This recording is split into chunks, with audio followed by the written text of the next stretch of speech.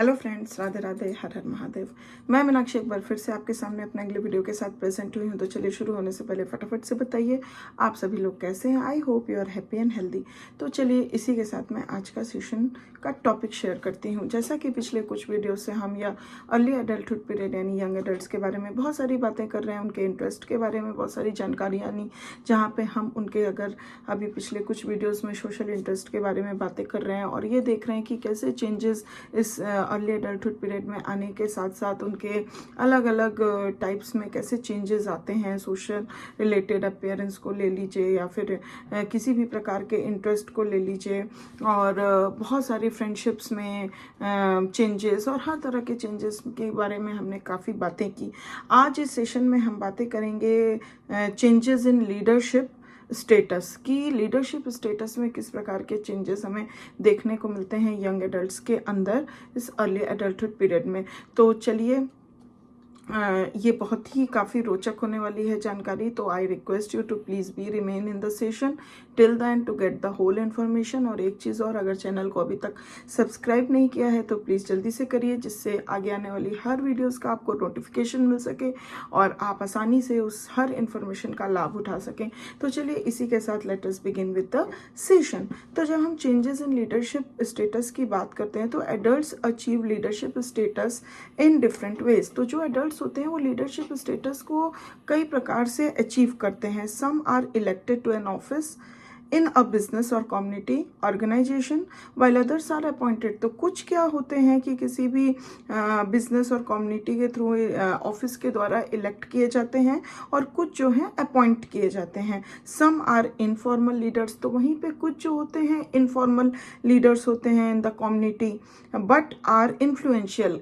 Informal leaders होते हैं but they are very very influential.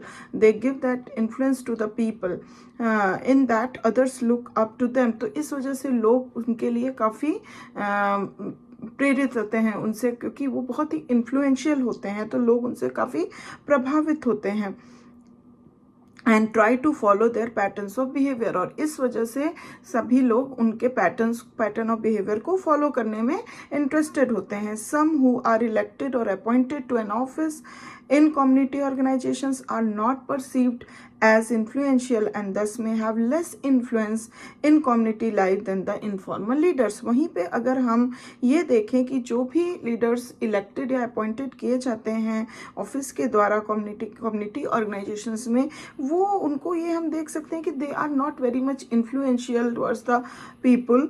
सो बहुत ज़्यादा कम उनका इन्फ्लुएंस देखने को मिलता है लोगों के ऊपर, जिस वजह से क्या होता है उनका कम्युनिटी लाइफ जो है वो काफ़ी डिक्रीज हो जाता है, लेसन हो जाता है एंड किसके अपेक्षा में, इनफॉर्मल लीडर्स के अपेक्षा में। Because as compare to the informal leaders they are more influential towards the people and people oftenly wants to imitate their pattern of behavior, observe their pattern of behavior and act like them. But the elected or appointed leaders somehow is not very much influential to them, so their community life becomes very low and they become the less influential leaders somehow. Studies of persistence of leadership has revealed that in most cases, तो जो studies हुई हैं leadership के persistence को लेके, तो वो ये रिवील करती हैं मोस्ट ऑफ द केसेस में कि once a leader always a leader. तो एक बार जो लीडर हो गया वो always be a leader. The experience gained from leadership status in school, the prestige associated with leadership, and the self-confidence that being a leader engenders all contribute to success in adult life। तो जो leadership से related हम कह सकते हैं experience gained होता है, for example जैसे लीडरशिप स्टेटस अगर किसी ने अपने स्कूल में अचीव किया हुआ है तो उससे जो भी प्रेस्टीज एसोसिएटेड होती है, लीडरशिप से प्रेस्टीज जो एसोसिएटेड होती है और साथ ही साथ जो सेल्फ कॉन्फिडेंस बिल्डअप होता है, that being a leader in genders, तो वो जो है एक लीडर्स के अंदर बिल्डअप होता है ऑलरेडी, जो कि उसके एडल्ट लाइफ में उसको सक्सेस दिलाने में काफ़ी इसका योगदान होता है। तो ये चीज़ें जो होती हैं ये ऑलरेडी गेन्ड होती हैं when anyone become a leader once, and especially in the schools and their previous life, तो वो उनके adult life में बहुत ज़्यादा pay off करती हैं. However, whether individuals will continue to be leaders in adulthood depends largely on their willingness to adapt themselves to the wishes of the group. तो अगर फिर however हम ये देख सकते हैं कि whether individual will continue to be leader, अगर कोई भी individual अपना लीडर बनना कंटिन्यू रखता है in adulthood, it depends largely, ये किस बात पे डिपेंड करता है, on their willingness to adapt themselves. वो अपने आप को विलिंगनेस अडेप्टेशन करने में विलिंगनेस होता है to the wishes of the, कहने का मतलब जो भी ग्रुप की विशेज होती हैं उसको विलिंगनेस के साथ अडेप्ट करने के लिए रेडी होता है. By the time they reach adulthood most leaders have learned adaptability. तो जब तक वो एडल्टहुड में पहुंचता है तो मोस्ट ऑफ द लीडर्स जो हैं वो अडेप्टेबिलिटी लर्न कर लेते हैं, how to adept the wishes of the group. As a result they are flexible enough to adjust to groups of many structures. तो इसका ये रिजल्ट होता है कि वो बहुत ही ज़्यादा फ्लेक्सिबल हो जाते हैं, फ्लेक्सिबल इनफ हो जाते हैं to adjust to the groups on many different structures. This is specially to a very bright individuals. ये स्पेशली वेरी ब्राइट इंडिविजुअल्स के अंदर हम देख सकते हैं who during high school and college, जो अपने हाई स्कूल और कॉलेज के दौरान participated in many extracurricular activities and played roles of leaderships in these activities. उन लोगों के ऊपर ज़्यादा ये कारगर होता है, या फिर हम देख सकते हैं कि सच माना जाता है for the very bright individual, जो कि अपने स्कूल और कॉलेज के दिनों में बहुत ज़्यादा एक्स्ट्रा करिकुलर एक्टिविटीज़ में पार्टिसिपेशन लेते आए हैं और बहुत सारा ऐसे लीडरशिप रोल्स अनेक अलग अलग एक्टिविटीज़ में करते आए हैं. उनके लिए ये बात काफ़ी सटीक साबित होती है. Because of the prestige that accompanies leadership, leaders in one area में find themselves in leadership roles in areas where their abilities and training are limited.